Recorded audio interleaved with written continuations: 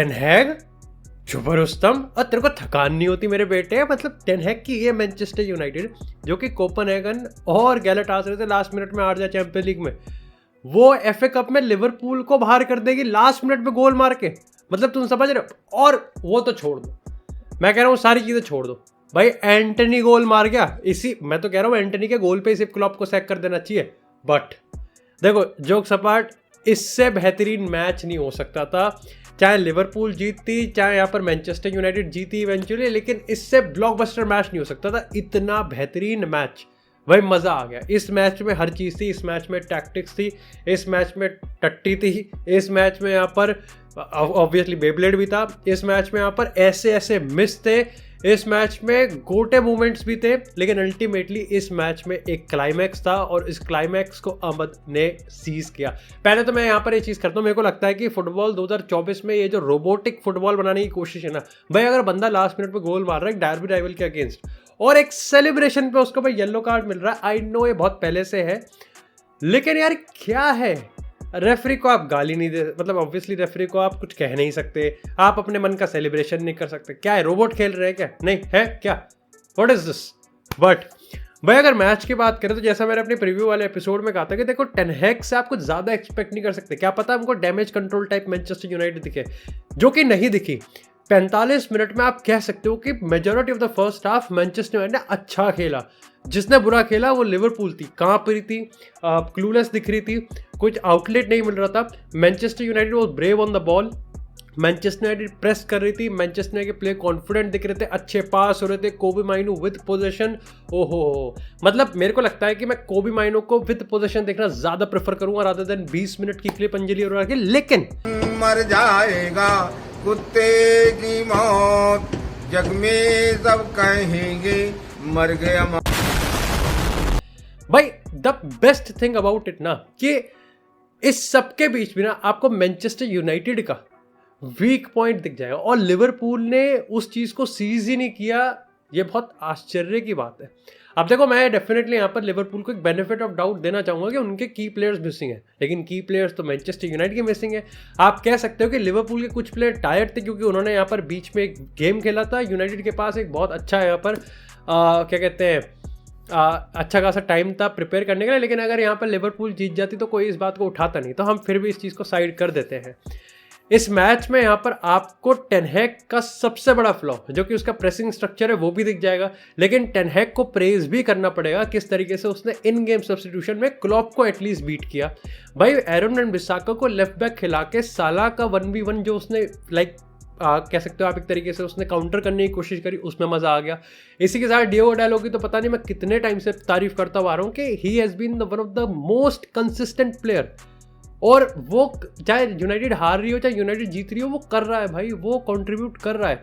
Marcus Rashford की बात करें, गार्नाचो की बात करें, उसके बाद अगर ब्रूनो फर्नांडिस, स्कॉट मैकटोमिने, तो मेरे को लगता है कि स्कॉट मैकटोमिने क्रिस्टियानो रोनाल्डो है इस टीम का। स्कॉट मैकटोमिने को एरिक टेन हैग ने अपना मसीहा समझ रखा है। वो जब भी आता है वो अपना स्कॉट मैकटोमिने नाम का ब्रह्मास्त्र चला देता है और वो काम कर भी जाता है। मार्कस रैशफोर्ड की बात करें तो रैशफोर्ड फर्स्ट हाफ में इतना लीथल दिख रहा था कि मजा सा तो आ गया। ओनाना की डिस्ट्रीब्यूशन की बात करें, अगर लिवरपूल के एंड से बात करें तो देखो एज सच लिवरपूल ने कोई इतना बुरा नहीं खेला, लेकिन लिवरपूल को जिस तरीके से यूनाइटेड ने शुरुआत के मिनट पर डराया, ऐसा लग रहा था कि भाई शायद से मैनचेस्टर यूनाइटेड अगर इसी तरह ब्रेव रहे ना तो एक आधा गोल तो मार सकती थी, जो कि इवेंचुअली गोल आ ही गया।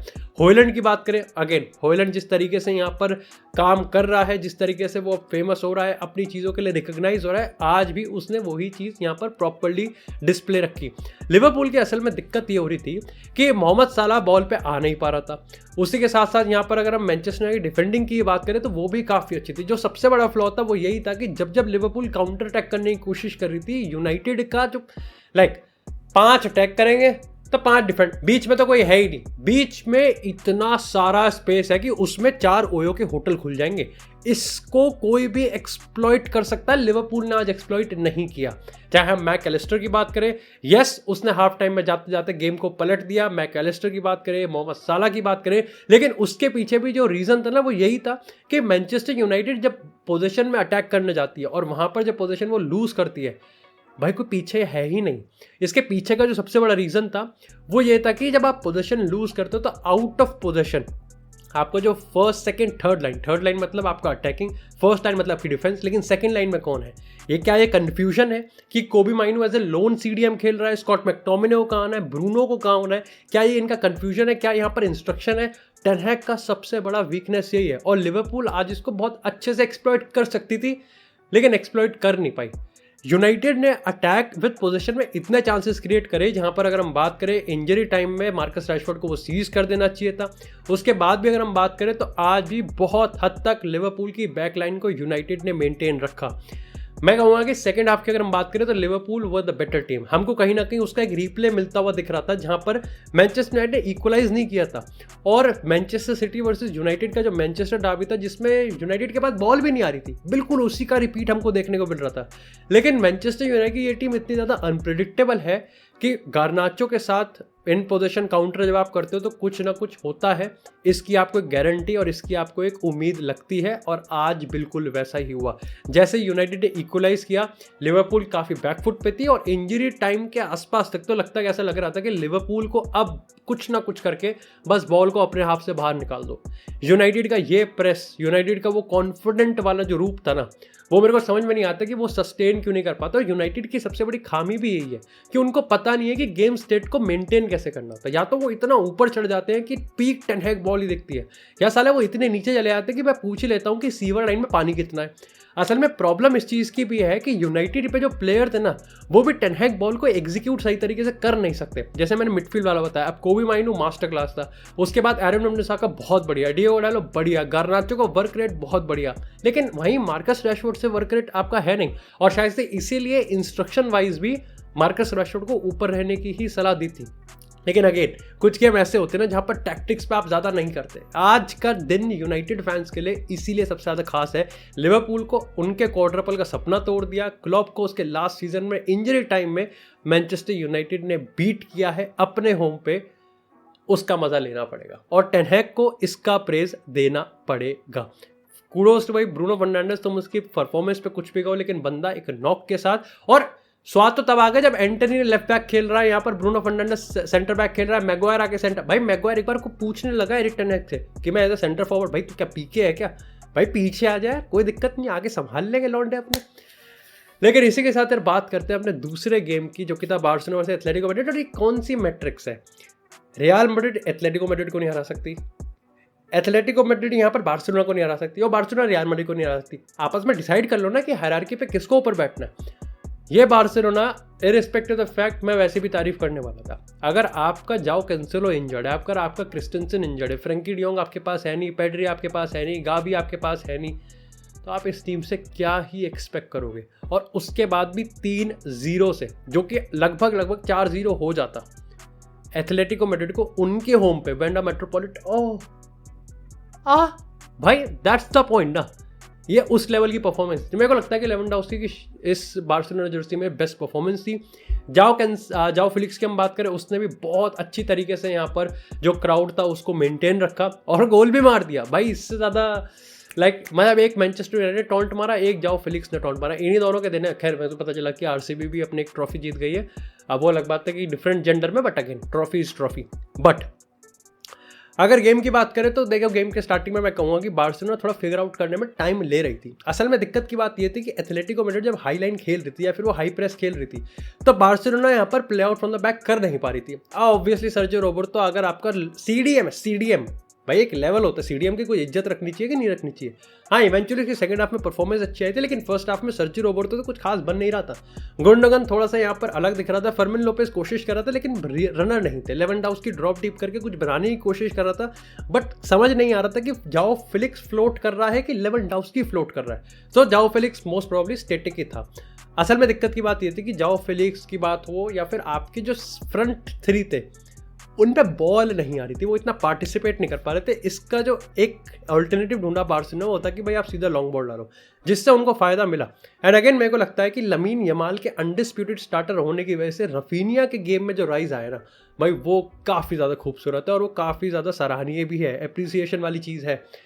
लेकिन भाई जब जाओ फेलिक्स ने गोल मारा, उसके बाद लेवेंडोव्स्की ने गोल मारना, भाई लेवेंडोव्स्की की वो क्रॉस फर्मिन लोपेस के लिए, लेवेंडोव्स्की का वो गोल, और वो गोल भाई किसी भी एंगल से इजी नहीं था, बहुत मुश्किल गोल था, डिसबैलेंस होते हुए उसने गोल मारा है। और आप कह सकते हो कि गोल्स ना ओब्लाक की इतनी गलती भी नहीं है, लेकिन एथलेटिको मैड्रिड का यार यही हाल है। और मेरे को लगता है कि इसका एक बेसिक सा जो आर्ग्यूमेंट है ना वो ये है कि एथलेटिको मैड्रिड के प्लेयर्स टेक्निकल है ही नहीं।